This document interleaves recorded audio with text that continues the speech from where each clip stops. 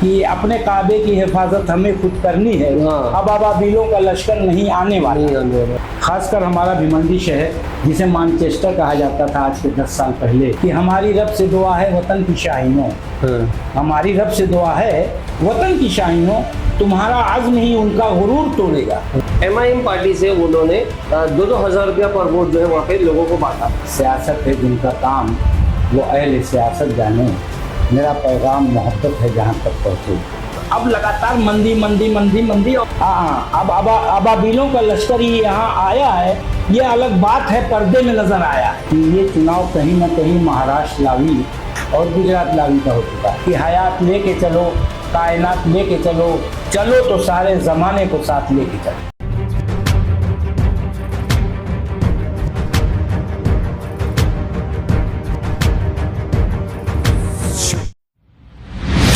Hello friends, मैं Firoz Memon, the voice में सभी का स्वागत है। हम सब जानते हैं जिस तरह से चुनावी माहौल है वहाँ पे हर कोई अपने अपने राय, अपने अपने ख्यालात रख रहा है, और ऐसे ही एक अजीम शख्सियत से जो है हम इस चुनावी माहौल में चुनावी बात करने के लिए आए हैं। हमारे साथ में आरिफ अलवी साहब है जो कि काफ़ी सालों से राजनीति में जो है सक्रिय है, और साथ ही साथ में वो कई मजमून, कई लेख जो है उन्होंने इस पॉलिटिक्स के ऊपर लिखा है, काफ़ी एक्सपीरियंस है।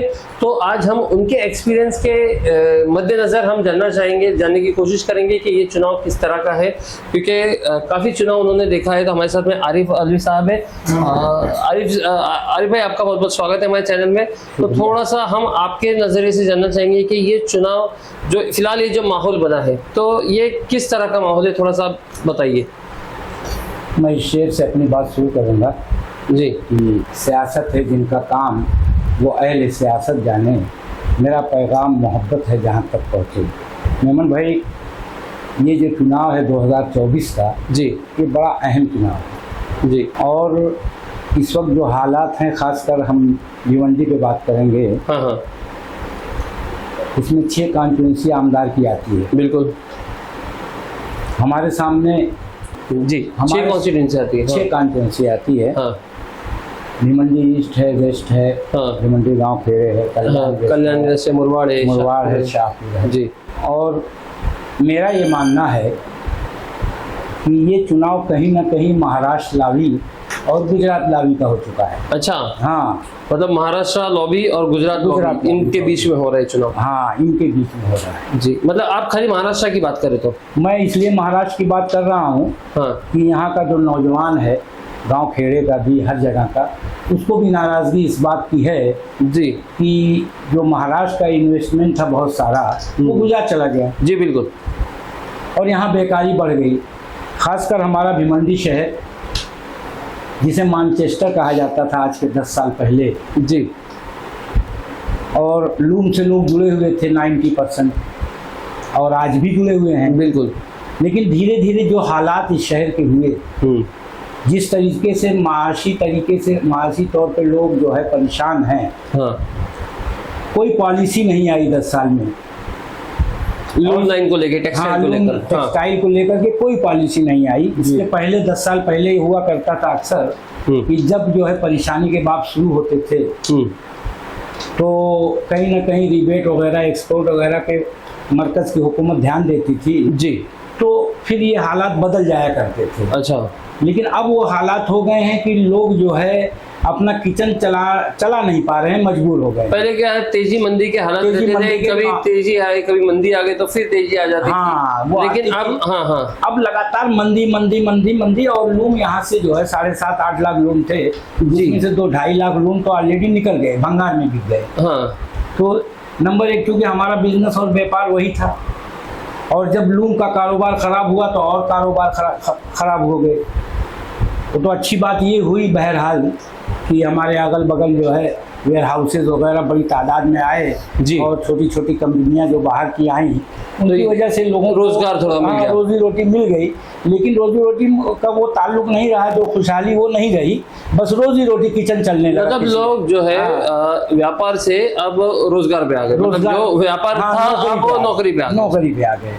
जी, और कोई जिस तरीके की बात आई थी कि 2 करोड़ नौकरी मिलेगी, ये मिलेगा 15 लाख, बहुत सारी वो चीज़ें तो बहुत कुछ हो चुका है। भिवंडी की ये हालात इस वक्त हैं कि मैं एक अपील करना चाहता हूँ आपके माध्यम से, चूँकि आपका चैनल अल्हम्दुलिल्लाह पूरे शहर में काफ़ी लोग देखते हैं जी, कि ये जो चुनाव बड़ा अहम चुनाव है और कहीं ना कहीं अब आज 15 तारीख है, हाँ, और 15 तारीख यानी 4 दिन ही बचा है जी।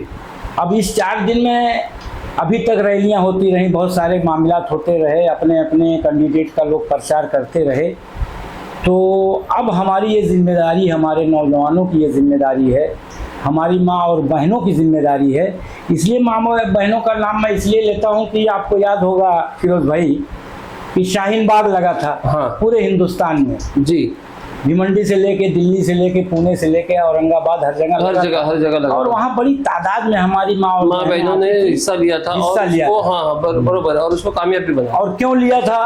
कौन सा कानून ऐसा आ रहा था जिसकी वजह से हमारे लोगों में इतनी बेचैनी थी कि महीनों जो है ये काम चला, शाहीन बाग लगे जी, बिल्कुल। तो मैं भी वहाँ गया था, मुझे भी एडवोकेट किन्नर चिंदे वगैरह उन्होंने संयोजन किया था, वो संयोजक थे विजय कामले वगैरह, तो मैंने भी वहाँ अपनी बात रखी थी।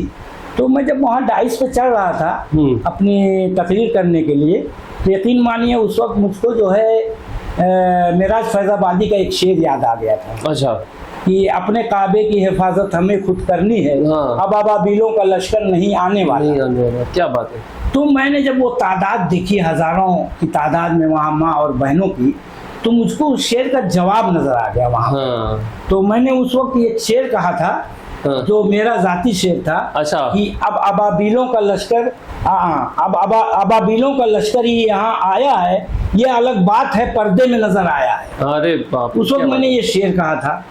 और फिर जाते जाते मैंने एक शेर और कह दिया था दुआया, कि हमारी रब से दुआ है वतन की शाहीनों, हमारी रब से दुआ है वतन की शाहीनों, तुम्हारा आज़्म ही उनका गुरूर तोड़ेगा। तो इस वक्त मैं एक शेर फिर वही कह रहा हूँ कि हमारी रब से दुआ है वतन के ऐ लोगों, तुम्हारा आज़्म ही उनका गुरूर तोड़ेगा। जी जी। तो इस वक्त हमको जो है ये हमारे नौजवानों से, मैं अपने मुखातिब हूँ इस शहर के, भिवंडी ईस्ट से, पश्चिम से, और जो हमारे जिम्मेदार हैं कहीं ना कहीं उनको भी इशारों में ये बात कह रहा हूँ कि कहीं कोई कमी नहीं रहनी चाहिए जी।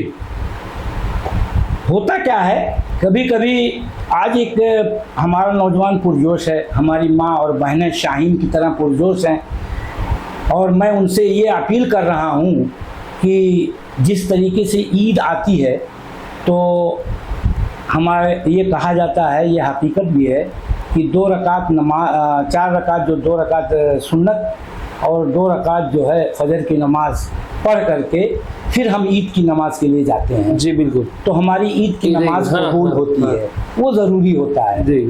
तो अक्सर वो बेहतर मैं देता हूँ कि चुनाव की जो रात रहती है तो लोग बहुत देर तक जागते हैं, हाँ। वक्त ज़ाया कर देते हैं और सुबह में फिर सो जाते हैं। तो वो सोते हैं तो उठते उठते उनको 2-2:30 बज जाता है जी। तो उसमें जो है हालात बदल जाते हैं, वोटिंग परसेंटेज कम हो जाता है कि उस बुनियाद पर कि जिस तरीके से ईद की नमाज़ पढ़ने के लिए हम फजर की नमाज में उठते हैं, नमाज़ पढ़ते हैं और जाते हैं, फिर ईद की नमाज़ पढ़ते हैं, खुशी मनाते हैं जी। उसी तरीके से इस बार इंशाअल्लाह मैं ये पैगाम देना चाहता हूँ हमारे शहर के नौजवानों को, बुज़ुर्गों को और अपनी माँ और बहनों को कि आप जो है फजर की नमाज़ पढ़िए, नौजवानों से ख़ासकर पहले खुद निकलिए नमाज़ पढ़ करके, अपना वोट डालिए और फिर वापस आइए पोलिंग बूथ से। तो अपने अड़ोस पड़ोस में ये देखिए कि कौन लोग अभी नहीं गए हैं, हाँ, उनसे रिक्वेस्ट डलवाइए, उनका वोट डलवाइए, फिर आप अपनी बिल्डिंगों का डलवाइए। कोशिश ये करिए कि आपके अपने इलाकों का जब वोटिंग के ईवीएम मशीन का डब्बा खुले, हाँ, तो ये दिखाई दे कि फला इलाके से इतनी % वोटिंग हुई है जी। क्योंकि पिछले जो रिकॉर्ड रहे हैं कहीं ना कहीं, वो जो रहे हैं उसको हमें तोड़ देना इस बार। बिल्कुल। और कम से कम 80 से 85% हमको पोलिंग करनी है हमारे नौजवानों को, और करनी है और करवानी है। अच्छा जी जी। आरिफ भाई, थोड़ा सा यहाँ पे मैं आपको रुकूंगा कि इस बार आपका रुझान क्या लग रहा है? मतलब जैसे कि अभी आपने तो बताया कि यहाँ पे महाराष्ट्र के अंदर खास करके Maharashtra lobby versus Gujarat lobby दिख रही है, तो आप भिवंडी का क्या किस नजरिए से देखेंगे, क्या रुझान है, क्या बदलाव होगा यहाँ पर? नहीं, बदलाव का एकदम बदलाव हमारे दरवाजे पे खड़ा है। अच्छा। हाँ, बदलाव होना तय है, बस मार्जिन का सवाल है जी। अगर हमारे लोगों ने अपनी जिम्मेदारी उठाई और जो जिम्मेदारियां लिया है लोगों ने जी, बालिया मामा की तरफ से हर जिम्मेदारी पूरी की गई है अब तक, और हर काम उनका हुआ है। उनके लोग बाग हर जगह आए गए हैं, वो खुद भी आए गए हैं, जा रहे हैं, हर गांव खेड़े में जा रहे हैं जी। लेकिन जो जिम्मेदार भी हैं उनकी भी जिम्मेदारी अब यहाँ से शुरू हो जाती है। परसेंटेज बढ़ा। हाँ, कि परसेंटेज कैसे बढ़ेगा, मतलब कोई फ्लैट, कोई इलाका नहीं बचना चाहिए, कोई बिल्डिंग नहीं बचना चाहिए जहाँ पर पावती न पहुँचे जी, क्योंकि 4 दिन हमारे हाथ में है। बिल्कुल, बिल्कुल, हर घर पावती पहुँच जाए, क्योंकि आज ये है कि हमारा नौजवान ये जानता है मोबाइल से भी निकाल लेता है, लेकिन 10% लोग ऐसे होते हैं। अक्सरियत जो है अक्सरियत जो है उनको पावती चाहिए जी। और गर्मी का दिन है, सवारी वगैरह का इंतजाम भी रहता है। एक छोटा सा आपको पूछूंगा, क्योंकि आपने काफी चुनाव देखे होंगे, तो क्या होता है कि चुनाव का माहौल बनता है, लेकिन जो आखिरी रात होती है तो आखिरी रात में जो है ना बहुत सारी चीजें तब्दील हो जाती है, जिसमें ना रिजल्ट भी जो है चेंज हो जाते हैं, मतलब जो एक रुझान रहता है वो दूसरी तरफ मुड़ जाता है अक्सर करके, जो है आपने देखा होगा। तो इस बारे में आप क्या कहेंगे कि भिवंडी शहर में भी क्या ये होने के चांसेस है? नहीं, इंशाल्लाह यहाँ ऐसा होने कुछ चांस नहीं है, बस ये खतरा जरूर है इस बात का, क्योंकि जिसका मुकाबला है जिस पार्टी का जी, तो कहा जाता है, हिंदी का एक मकूला है, श्याम दाम दंड भेद छल बल कल। मैं ये कहता हूँ उनके यहाँ छल बल कल बहुत ज्यादा है, और हमारे लोगों को चाहिए कि श्याम दाम दंड भेद के साथ साथ तन मन धन से जाना होगा। अरे वाह, क्या बात! तन मन धन से, क्या बात! हमको जाना होगा, ये नहीं सोचना होगा कि हम अभी सो लें, अभी बैठ लें, अभी तो वक्त है। होता क्या है कि वो छल बल कल में आता है ना, कि कभी कभी हम झुग्गी झोपड़ी जो हमारे इलाके हैं, जो कमजोर इलाके हैं, वहाँ पे स्लम एरिया में कुछ लोग आ गए और कुछ लोगों को बोला कि लो ये पैसा 2-4 लोगों को दे दिया, थोड़ा कुछ बढ़ा करके, और लोग बोले कि हमारा पैसा खत्म हो रहा, हम जा रहे हैं, लेकर के आएंगे वापस। और फिर वो 4 बजे 5 बजे तक इंतजार करवाते हैं, और उस इंतजार में वो आते नहीं, और जब तक वहाँ पर पोलिंग का वक्त जो है खत्म हो जाता है, अंदर आदमी नहीं जा पाता। तो ये सब चीजों से भी होशियार रहना है। जी जी जी, हाँ, ये मेरा पैगाम है मेरे लोगों को। दोस्तों, एक बात निकली है तो मैं थोड़ा सा एक आपको मैं बता दूं, ये लाइव एग्जांपल हमने देखा था, ये 2014 के इलेक्शन में, 2014 के इलेक्शन में जब असेंबली इलेक्शन था, तो शांति नगर का जो इलाका है वहाँ पर जो पहाड़ी इलाका है, तो वहाँ पे सुबह सुबह में कुछ लोग आए 2 लाख रुपया लेके, और MIM पार्टी से वो लोगों ने 2-2 हज़ार रुपया पर वोट जो है वहाँ पे लोगों को बांटा, और सिर्फ 2 लाख रुपया लेके 100 वोट उन्होंने बांटा, 2-2 हज़ार रुपया पर वोट। और उसके बाद में पैसा खत्म हो गया, बोलते हैं हम आ रहे हैं। ये सुबह 8 बजे की बात है, और सुबह 8 बजे से जो है उसके बाद में जो MIM के खुद के जो लोग थे वो लोग गए लोगों को वोट दिलाने के लिए, तो बोले नहीं हमको तो सुबह में 2-2 हज़ार रुपये यहाँ पे बांटा गया, हमको भी 2 हज़ार रुपये चाहिए। तो लोग रुक गए वहाँ पर, किसी ने बोला कि 500 रुपये ले लो, किसी ने बोला 1000 रुपये ले लो, लेकिन उन्होंने जिद के तक नहीं बोले, वो बोल के गए वो 2000 रुपये लेके आएंगे। आप यकीन नहीं मानोगे, शाम के 5 बज गए, कोई 2000 रुपये लेके नहीं आया, सिर्फ वो 100 वोट की वजह से जो है बाकी के जो है 2-2.5 हज़ार वोट जो है वहाँ पे खराब हो गए। तो इस तरह के जो गेम होते हैं, मतलब जैसे आरिफ भाई ने वो बताया था, तो मुझे याद आया ये किस्सा। तो इस तरह के जो गेम होते हैं तो उससे भी आप बचिए जी, है ना। तो मैं ये कह रहा था, ये पॉलिटिकल बात थी और कहीं ना कहीं मेरे जहन में आ गई, और इत्तेफाक से आपको उसकी मालूमात दी थी। तो मैं इस वक्त इसीलिए मैं एक पैगाम और एक अपील कर रहा हूँ कि बहैसियत एक तज्जिया निगार के, राजनीति के विश्लेषक के, कि इस बार जो है कोई इंतजार ना हो, कोई कुछ भी हमारे यहाँ आकर के बोले नहीं, हमें कुछ सुनना नहीं है, हमें कोई ज़रूरत नहीं किसी चीज़ की। हमारा वोट जो है एक गवाही है, और हम गवाही देने के लिए अपने घर से नमाज पढ़ के निकल जाएं, और इंशाअल्लाह जो प्लानिंग है कहीं ना कहीं, अगर 2024 का इलेक्शन जो है, ये जो हालात चल रहे हैं उसमें तो ये नज़र आ रहा है, जिस तरीके की बातें भी आ रही हैं सत्ता की तरफ से, उससे भी ये एहसास हो रहा है कि हालात बदलने जा रहे हैं। तो हमारा भी उसमें योगदान होना चाहिए, हमारी भी एक नंबर हमारा भी उसके अंदर जाना चाहिए, क्योंकि ये लोकसभा का चुनाव है, और जहाँ पर कानून बनता है पहले वहाँ का चुनाव है, वहाँ से कानून बन के अपर हाउस जाता है, फिर वो इम्प्लीमेंट होता है। तो